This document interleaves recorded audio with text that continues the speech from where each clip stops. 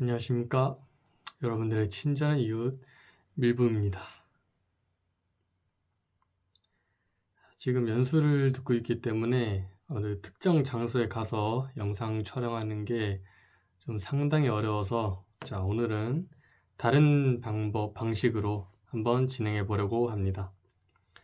그래서 오늘은 에피소드 2 겨울방학 공부법 그리고 내체표 공부법입니다.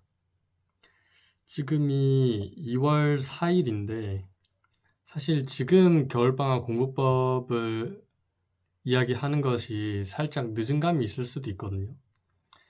그런데 혹시 이제 28, 29학년도 임용을 준비하는 분들이 또 보실 수 있고, 만약에 이미 지금 공부하고 있는 방법이 정해져 있으신 분들은 내가 지금 올바르게 공부를 하고 있구나 라고 이제 방향을 확인하는 차원에서 들어주시면 좋을 것 같습니다.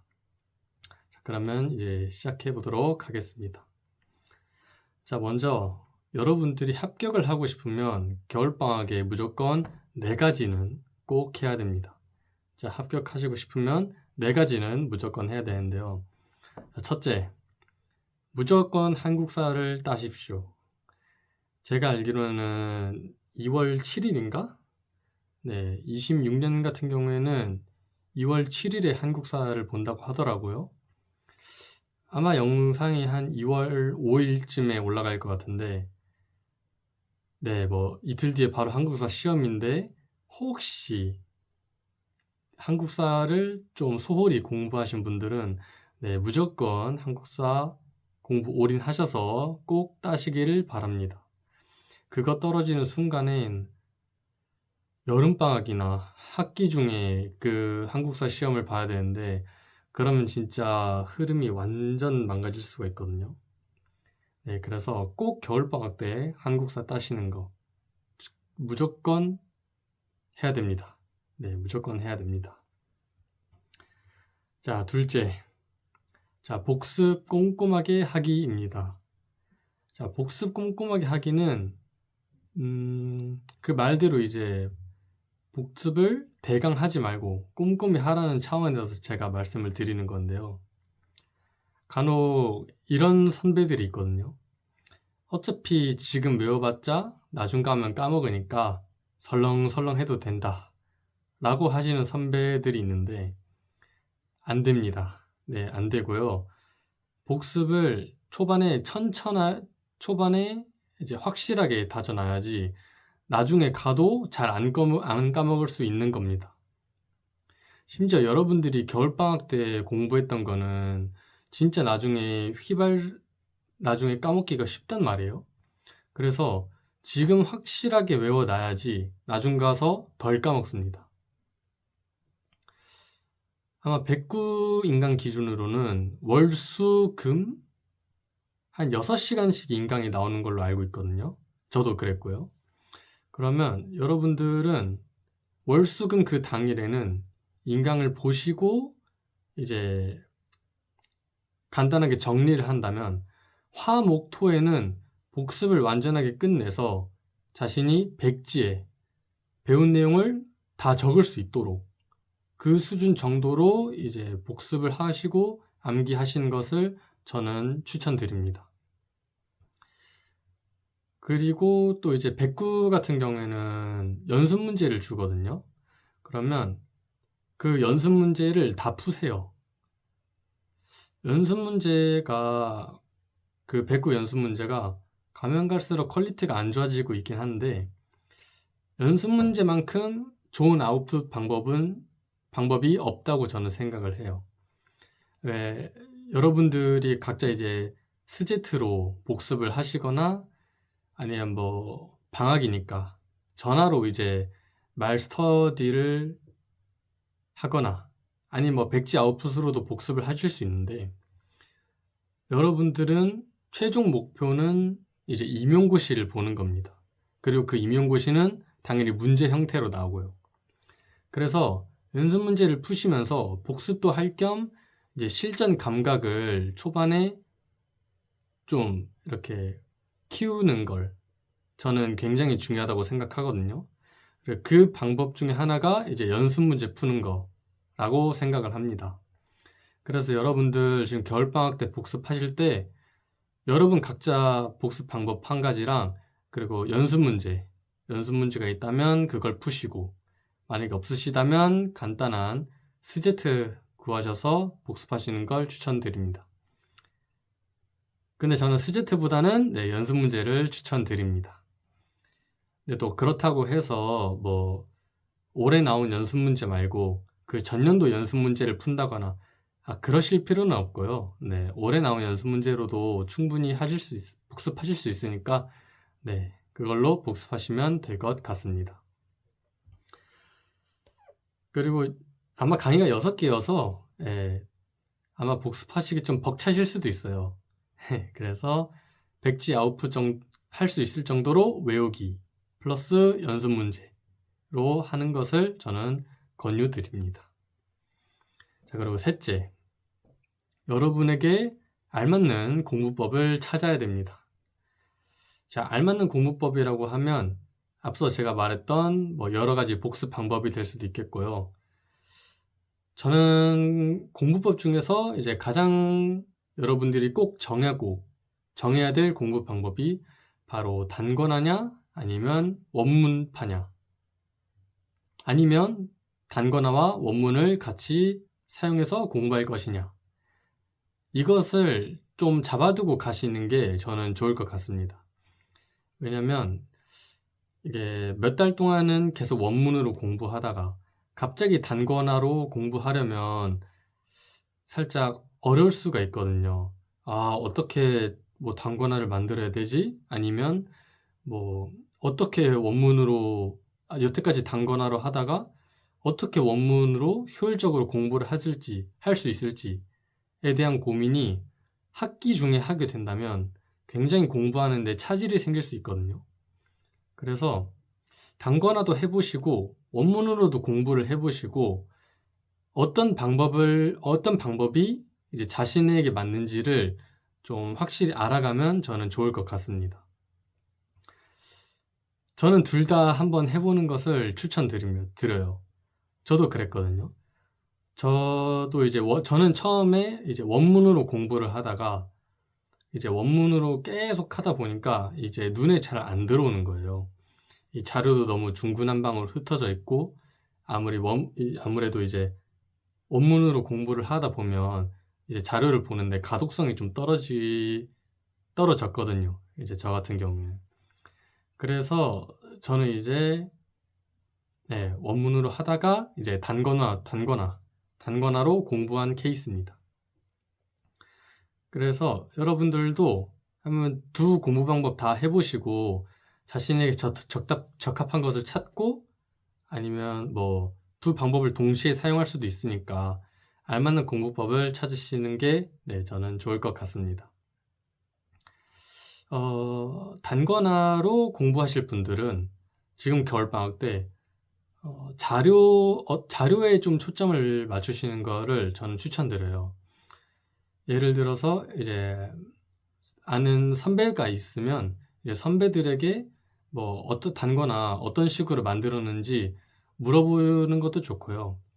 저 같은 경우에는 이제 선배들에게 이제 자료를 받지 않고 블로그에 이제 단거나 자료들이 좀 많거든요. 그래서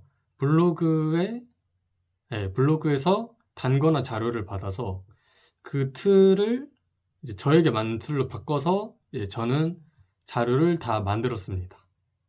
저 같은 경우에는 다른 사람 걸 참고해서 이제 자료를 만들었고, 자료 만드시는 게 좀 힘들다, 나는 그 만들 시간에 복습을 더 많이 하고 싶다 하시는 분들은 다른 사람의 자료를 받아서 사용하실 수 있습니다.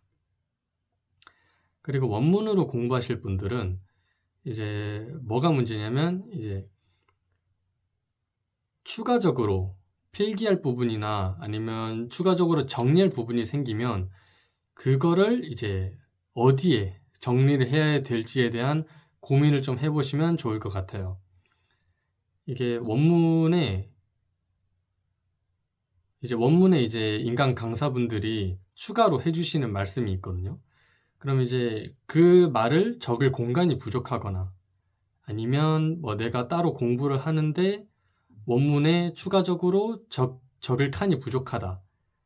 이럴 경우에는 어떻게 자료를 정리하면 좋을지, 아니면 이제 원문으로 공부를 하다 보면 이제 자료 양이 겁나 쌓이거든요.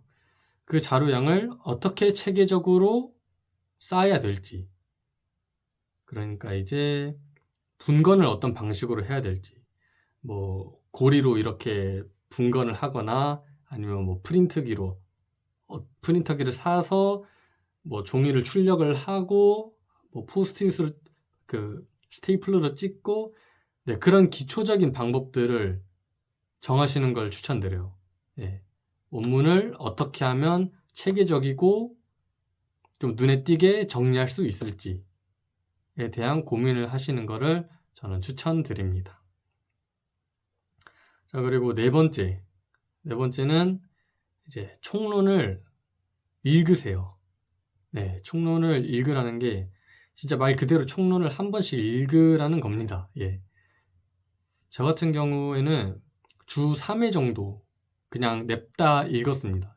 주 3, 그러니까 화, 목, 토의 총론 전체를 한 번씩은 저는 무조건 읽었던 것 같아요. 이게 총론이 그냥 맥락 없이 생으로 암기하는 것보다는 전체적으로 어떤 흐름으로 이제 총론이 구성되어 있는지 좀 익혀두는 게 저는 중요하다고 생각을 해요.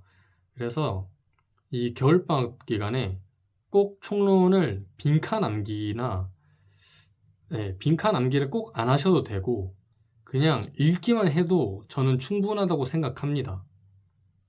여러분들 지금 복습하시는 걸로도 좀 벅찰 수 있거든요. 이게 아무리 겨울방학이어도 강의 6개를 무시할 수는 없단 말이에요. 그래서 총론은 외우는 것까지는 안 하고 그냥 읽기만 해도 저는 충분하다고 봅니다. 그래서 최소 주 3회 정도 총론을 읽으시는 것을 저는 굉장히 추천드립니다. 자, 그리고 한 가지 덧붙여서 이제 제가 합격하고 싶으신 분들은 이제 꼭 4가지를 해야 된다고 했잖아요.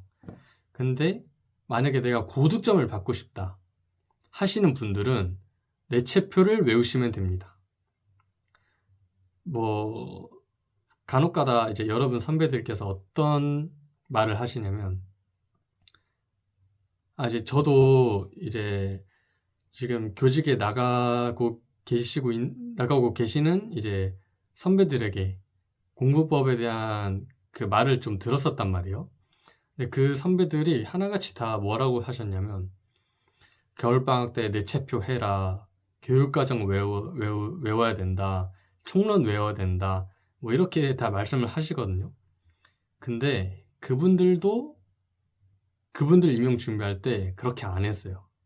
그리고 그렇게 못 합니다. 힘들어서. 그렇게 하다 보면 여러분들 나중에 정신 나가는 그 시기가 한 번씩 오거든요. 그 시기가 오히려 더 빨리 찾아옵니다. 그래서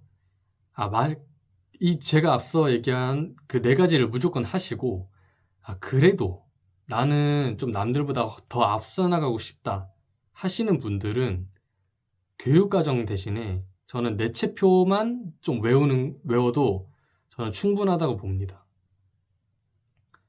저는 교능 80점 맞았잖아요. 저는 내체표랑 교육과정 공부를 5월부터 했습니다. 겨울방학 때부터가 아니라 5월부터 했고요. 그때부터 해도 저는 충분했습니다. 근데 이제 저도 5월부터 하는 게 좀 늦은 감이 좀 있긴 하거든요. 늦은 감이 있어서 지금 여러분들한테 그래, 뭐 총론은 읽기만 하고 꼭 고득점을 하고 싶으면 내체표를 외우라 라고 제가 이렇게 말씀을 드리는 겁니다. 겨울방학 때 교육과정을 달달 암기하거나 그러실 필요는 없는데 고득점을 받고 싶으면 이제 내체표 정도는 외우는 것이 좋지 않을까 하는 생각입니다. 자, 그러면 이제 내체표는 어떻게 공부를 해야 되냐? 오케이, 나는 고득점을 받고 싶고 내체표를 외우겠다 하시는 분들은 무조건 노래로 외우십시오. 네, 이거는 불문율입니다. 그냥 무조건 노래로 외우시는 거를 저는 굉장히 강조합니다. 이거 진짜 경험담이에요. 저는 한 3월달, 그러니까 학기가 시작하고 나서부터 아, 그래, 뭐 선배들이 내체표 외우라고 했으니까 뭐 한번 외워볼까? 하고 학기 시작하자부터 외웠었단 말이에요. 그때 저는 내체표를 통으로 암기했어요. 그러니까 통으로 암기했다는 게 그냥 진짜 A4 용지 하나 딱 꺼내놓고 그냥 거기다가 표를 그냥 직접 다 썼습니다. 예를 들면 뭐 체육 내체표 같은 경우에는 그냥 이렇게 줄 딱 긋고 저 안에 표 이렇게 쓰면서 막 줄글로 채우고 근데 그런 식으로 했었단 말이에요. 근데 이렇게 통으로 외우는 게 굉장히 비효율적입니다. 이 통으로 외우면 휘발성도 심하고요. 암기하는 시간도 길고요. 아웃풋하는 시간도 너무 깁니다. 제가 그래서 3월 달에 조금 이렇게 통암기로 국어랑 체육 정도만 암기했다가 5월부터 이제 노래로 외웠던 케이스거든요. 만약에 여러분들 그 주위 사람들에게 아, 나는 내체표 그냥 통으로 외우려고 나보고 한번 얘기를 한번 해보세요. 그리고 그분들의 반응을 한번 확인해 보세요. 네, 무조건 내체표는 노래로 암기하셔야 됩니다. 이거 진짜 경험담이에요. 저는 통어로 암기했다가 큰 코 다쳐서 다시 노래로 갈아탔었거든요. 무조건 노래로 외우셔야 됩니다. 노래로 외우시면요, 그냥 뭐 씻을 때 아니면 쉴 때 그냥 내체표에 노래 틀어놓고도 이제 인풋이 되고요. 아웃풋도 얼마나 쉽냐면요. 그러니까 지금 제가 임용 끝난 지 3개월이 됐잖아요. 3개월이 지났어도 뭐 교수학습의 방향시 재활 동력량 위한 교수학습 학습 문제 기면 체계적 발달을 위한 교수학습 자기주도적 학습을 위한만 주민교수 체활 동해 시간적 공간적 확장을 위한 교수학습 디지털 기술을 활용 효율적 교수학습 창의성 과잉성 함양을 그러니까 지금 제가 이제 3개월이 지났는데도 지금 안 까먹잖아요. 안 까먹고 이렇게 빠르게 아웃풋할 수 있는 방법이 노래입니다. 무조건 노래로 하세요. 떨어지고 싶으시면 노래로 안 하셔도 되는데 붙고 싶으시면 무조건 노래로 하세요. 그래서 이 겨울방학 때 이 노래로 내체표를 암기하시면 됩니다. 저는 한 2개에서 3개 정도만 외워도 저는 충분하다고 생각하거든요. 네, 그래서 노래로 내체표 외우시는 거를 강추합니다. 그러면 이제 뭘 외워야 되냐? 이제 저 같은 경우에는 이제 국어 범주, 음악, 미술, 체육, 통합 이렇게 외웠었고요. 추가적으로 체육 같은 경우에는 그 교학방 노래랑 그러니까 뒷교 다른 사람들은 교학방이라고 하거든요. 그래서 교학방 노래랑 신체활동 예시표 3, 4, 5, 6학년 그리고 음악 요소, 음악 과목의 음악 요소까지 이렇게 외웠습니다. 네, 간혹 가다가 도덕 지식의 부분을 외우시는 분들도 있고 뭐 영어를 외우시는 분들도 있는데 저는 딱 그 정도로만 외웠던 것 같아요. 네, 그 정도로만 외웠어도 다른 모의고사 풀거나 뭐 임용 보는데 문제는 없었던 것 같아요. 네. 그리고 이제 제가 들었던 그 임용 노래는 이제 제가 또 올려드리도록 하겠습니다.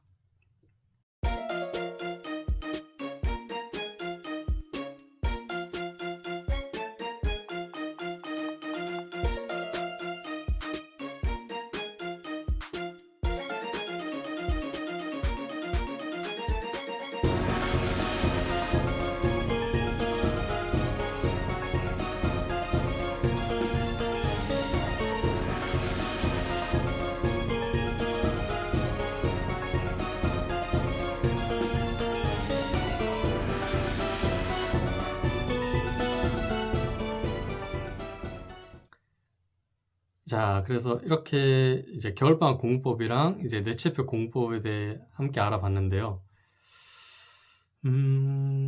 사실 겨울방학은 여름방학에 비해서는 굉장히 중요도가 좀 떨어집니다.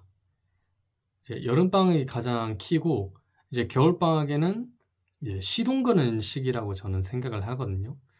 그래서 이제 제가 얘기했던 그 네 가지 중에서 이제 가장 중요한 거는 공부법, 자신에게 맞는 공부법 찾기, 뭐 단권화로 공부할지, 원문으로 공부할지, 아니면 뭐 나는 스제트를 할 거다, 스터디를 할 거다, 이런 기본적인 계획을 세우는 게 저는 중요하고요. 그 다음으로 이제 복습하는 거, 예, 복습 꼼꼼하게 하시는 것을 저는 굉장하게 중요하게 생각하고 있습니다. 그래서 그 두 개 정도는 확실하게 하고, 뭐 총론 한 번씩 읽으시고, 뭐 나는 고득점을 받겠다 하시는 분들은 그냥 내체표 정도만 외우셔도 저는 충분하다고 생각합니다.